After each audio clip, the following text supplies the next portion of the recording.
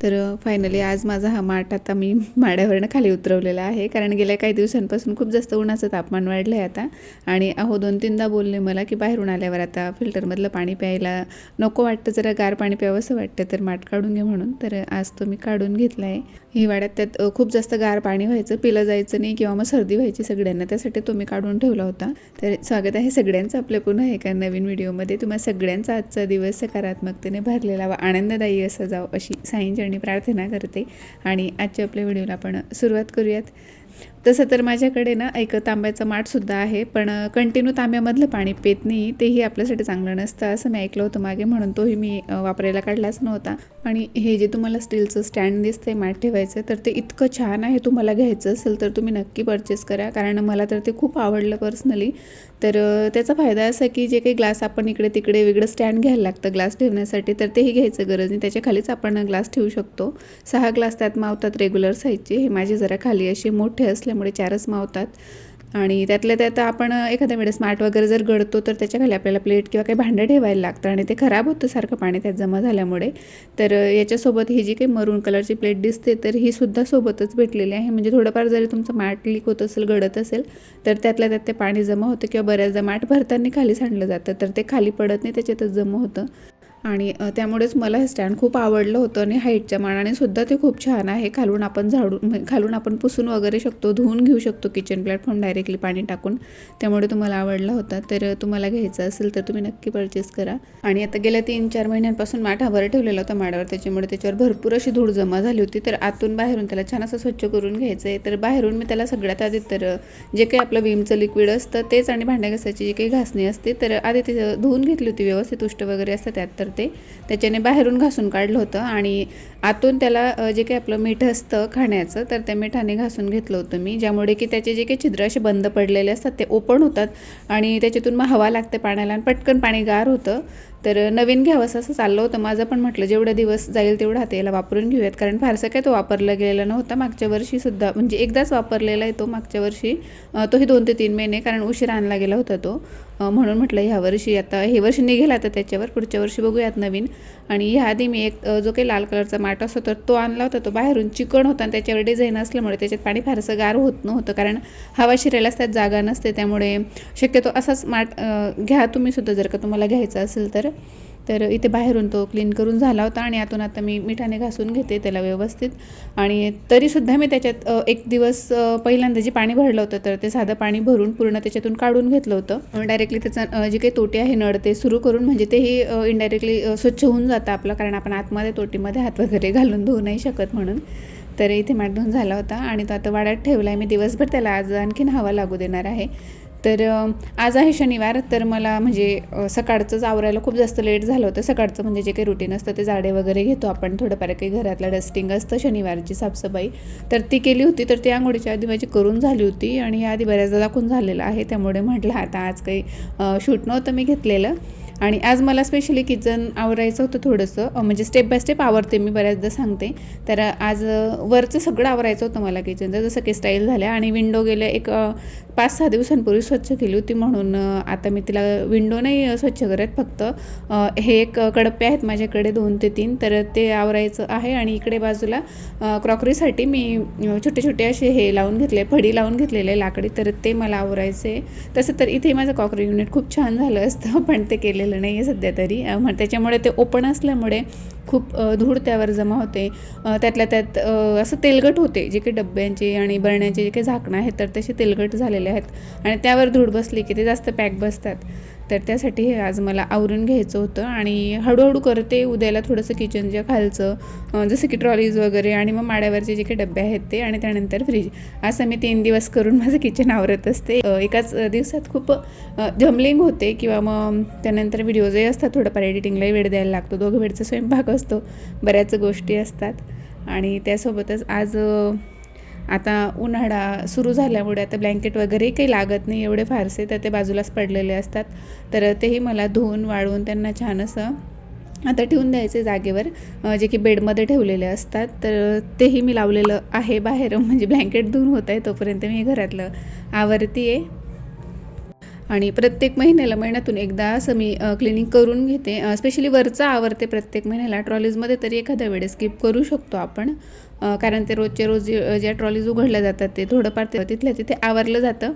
पण हे वरचं जे काही असतं तर हे घासूनच काढायला लागतं मला, कारण ही जी स्टाईल आहे ब्लॅक कलरची तर त्यांच्यावरसुद्धा चिकट झालं होतं. तर सगळं मी सगळ्यात आधी थोडंसं निरमा पावडर घेतलं होतं पाण्यात, आणि जी काही घासणी असते आपली भांड्यांची जुनी झालेली ते घासणीने सगळं घासून घेतलं होतं. आणि त्यानंतर आता ह्या कापडाने पुसून घेते मी आता. आणि मी याआधीसुद्धा सांगितलं 1-2 व्हिडिओमध्ये जे काही माझे क्लिनिंगचे व्हिडिओज असतात त्याच्यात, तर हे सगळं पुसून झाल्यानंतर पाण्याने मी एक कॉलिनचा स्प्रे करते आणि त्याने पुसून काढते, म्हणजे बऱ्याच दिवसांपर्यंत ते स्टाईलवर टिकून असते. आणि म्हणजे लवकर आपल्याला स्वच्छ करावं लागत नाही, नेक्स्ट टाईमपर्यंत ते लांबून तरी दिसत नाही ॲटलिस्ट, पण ते झालेलं असतं खराब. त्यानंतर आता हे जे काही पाण्याचं फिल्टर आहे तर यावरही तसंच चिकट झालं होतं. सुरुवातीला मी कपडा लावला पण तो त्याला अक्षरशः चिकटला होता.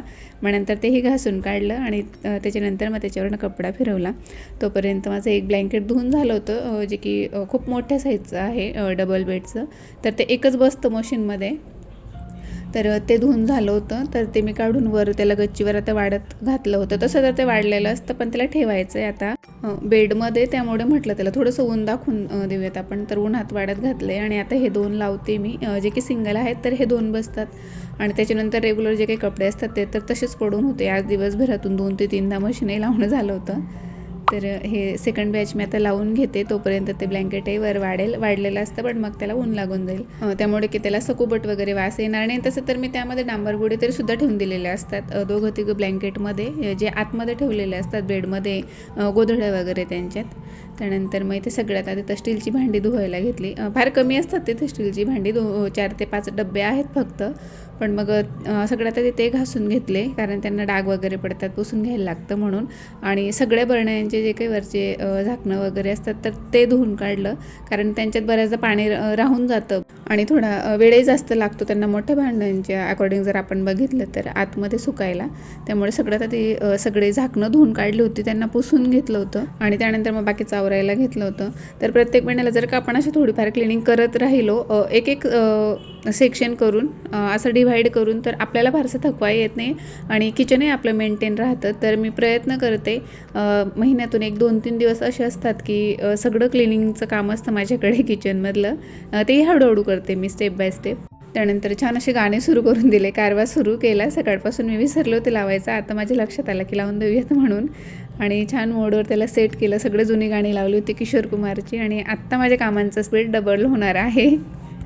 तर जी काही स्टीलची भांडी आणि झाकणं होती ती तर धुवून झाली, ती वाढत ठेवलेली आहेत बाहेर. तोपर्यंत हे काचेच्या बरण्या वगैरे जे काही असतात तर ते मी आवरून घेते. आणि बऱ्याचदा काय होतं, आपण एकाच दिवसात सगळं करायला गेलो की काही ना काही नुकसान आपल्याच्याने होतंच, आणि त्याच्यासाठीच मी हे जे काही काचेची भांडी वगैरे जे असतात तर त्यांना सेपरेट एक दिवस देते नेहमी. आणि ते सगळे वरच ठेवलेले आहेत माझे, त्यामुळे वरचं मी पहिल्या दिवशी आवरून घेते. नंतर मग खाली स्टीलची भांडी वगैरे असं बाकीचं असल्यामुळे मग ते आपण आरामाने करू शकतो. आणि यांना निवांत असा वेळ लागतो आणि एकाच दिवशी जर आपण सगळं काढून घेतलं तर खूप घाई गडबड पण होते, आणि त्यातल्या त्यात जसं जसं उशीर होत जातो आपण थकत जातो, एनर्जी डाऊन होत जाते, तर घाई गडबडीत काही ना काही नुकसान होतंच. त्याच्यासाठी मग मी हे असं 2-3 दिवस करून आवरून घेते. आणि हे जे काही काचेच्या बरण्या वगैरे हे जे डबे आहेत प्लास्टिकचे, तर याच्यामध्ये जे काही धान्य होतं किंवा डाळी वगैरे होतात तर ते सगळं मी आता बाहेर, एवढं ऊन पडलेलं आहे तर बेडरूम आणि किचनचे ज्या काही 2 विंडो आहेत तर त्यातच सगळं सामान माझं मावलं आहे, तर तिथे त्यांना वाढतही ठेवलं आहे मी बाहेर. तर तेही वाढून होईल आणि सोबत घरातलंही आवरलं जाईल. आणि हे सगळं मला आधी यायच्या आधी आवरायचं होतं, कारण तो आल्यावर मग त्याचं खाणं पिणं, परत त्याला ट्युशनला सोडणं वगैरे, ह्या सगळ्या गोष्टीमध्ये घुसल्या की हे 2-3 तासांचं काम आपलं पूर्ण दिवसभर मला पुरतं. कारण त्याला सोडवायला जायच्या आधी किंवा तिथून आल्यावर 5-10 मिनटं तरी आपण थोडंसं रिलॅक्स होतोच. त्यामुळे म्हटलं आधी येत नाही तेव्हाशी मलाही सगळं आवरायचं होतं, आणि मी सकाळीच या कामाला लागली होती. जेवायचं मात्र माझं अजूनपर्यंत बाकी होतं, तर काहीतरी करायचं होतं मला, कारण आधी आणि याहूनचं दोघांचं टिफिन असल्यामुळे मी एकटीच होती आज जेवायला. तर बघते आता खिचडी वगैरे लावेल मी थोडीशी आधी आल्यावर, म्हणजे तेच त्यालासुद्धा खायला लावेल, दुसरं काही करावं लागणार नाही मला. तर ही जी सगळी भांडी मी धुवून ठेवलीत, तर यांना उन्हातही ठेवलं असतं, पण मागच्या गॅलरीत जिथे ऊन येते तिथे सगळी झाडं ठेवलेली आहेत आणि जागा नाही जायला. आणि पुढच्या गॅलरीत तसंही ऊन येत नाही, हॉलमध्ये जसं आहे तर तसंच बाहेरसुद्धा आहे, सावली आहे पूर्णपणे. त्यामुळे मी घरातच फॅन लावून संध्याकाळपर्यंत इथेच त्यांना सुकू दिलं होतं, आणि मग नंतर सगळं काही भरायला घेतलं होतं. आणि ही सगळी भांडी जेव्हा जागेवर असतात त्या जागेवर असतात तर तेव्हा वाटत नाही की एवढं काही निघेलं असं, पण आत्ता जेव्हा धुवायला काढलं तेव्हा असं वाटतं की किती संपतच नाही असं मला झालं होतं. तर असं हे सगळी भांडी पुसून घेतली मी आणि त्यानंतर मग मला जे काही तिकडचं ते युनिट मी बनवून घेतलेले आहेत आता काचेची भांडी वगैरे ठेवायला, तर तेही आवरायचे होते. ते मला डायरेक्टली काढायचे होते धुण्यासाठी, पण ते फारसे खराब झालेले नव्हते, म्हणजे असे चिकट नव्हते झालेले, फक्त नॉर्मल धूळ होती त्यांच्यावर, कारण ते साईडला पडतात गॅसपासून म्हणून. तर मी त्यांना तिथलं तिथे पुसून घेतलं होतं आणि ह्याचे छोटे छोटे बारीक बरण्या वगैरे त्यावर ठेवलेले आहेत, तर तेही फारसे खराब नव्हते झालेले. एक ओल्या कापडाने आणि सुक्या कापडाने मी त्यांना वरवर तसंच पुसून घेतलं होतं त्यांच्यातलं सामान न काढता. आणि हे सुद्धा मी असंच पुसून घेतलं होतं ओल्याने सुक्या कापडाने, फक्त धूळ होती त्यांच्यावर, चिकट नव्हती झालेली, नाही तर त्यांनाही घासावं लागलं असतं. घासावं म्हणजे वरच्यावर मी त्यांना धुतलं असतं, कारण ते लाकडाचे असल्यामुळे फारसं पाणी त्यांना लावणं मी सध्या तरी अवॉइड करते, खूप जास्त घाण झाल्यावर. बघूयात पुढे. असं छान आहेत लुक वाईज ते. त्यानंतर त्यांच्यावरचं जे काही सामान निघालं होतं, छोटे छोटे कप वगैरे, वाटे होते, आईस्क्रीमचे बाऊल होते, ग्लास होते काचेचे, तर तेही आता बऱ्याचदा लागतील. आणि माझ्या ज्याने लास्ट टाईम काचेचे ग्लास म्हटला तर हिवाळ्यात काही लागणार नाहीत म्हणून एकदम टॉपला मी ठेवले होते वरच्या पाटीवर, तर आता त्यांना खाली शिफ्ट केलं आहे मी, जेणेकरून मला म्हणजे हाताला लागतील असं. काचेचे ग्लास आणि आईस्क्रीमचे बाऊल मी आता खाली ठेवलेले आहेत आणि त्या बरण्या, मग बाकी कप वगैरे ते वाट्या वगैरे ते फारसे लागत नाही, तर त्यांना मी वर शिफ्ट केले.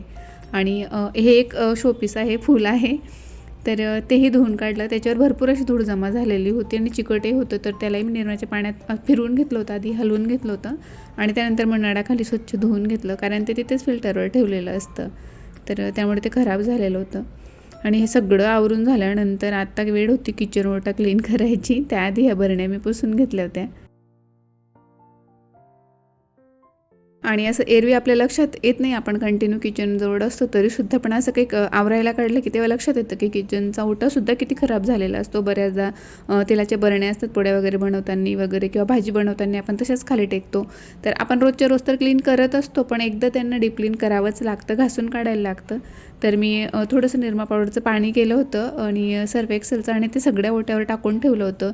आणि विंडोची जी काही तिथे ती पट्टी दिसते तुम्हाला, तर तिथे खूप असं चिकट झालेलं असतं, रोजच्या रोज पुसून होतं, पण ते चिकटपणा त्याचा निघत नाही. तो घासल्यावर पाण्याने मुरला तो पूर्णपणे, आणि थोडंसं त्यावर घासलं की मग तो एकदम छान असा क्लीन झाला होता.